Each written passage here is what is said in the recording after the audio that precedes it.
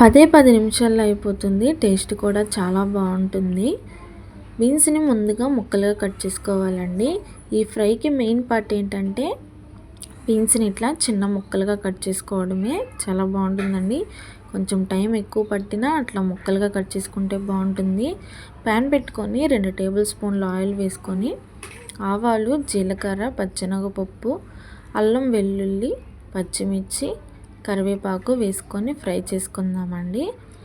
ఇంకా మనం కారం ఏమి వేయము.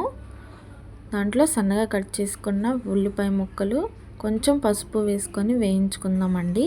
ఇప్పుడు దాంట్లో బీన్స్ని కూడా వేసుకొని కొంచెం ఆయిల్లో ఫ్రై చేసుకోవాలి. మూత పెట్టుకొని మగ్గించుకుందామండి. మీడియం ఫ్లేమ్లోనే పెట్టుకున్నాం. బాగా ఎక్కువ మెత్తగా అయిపోవద్దు.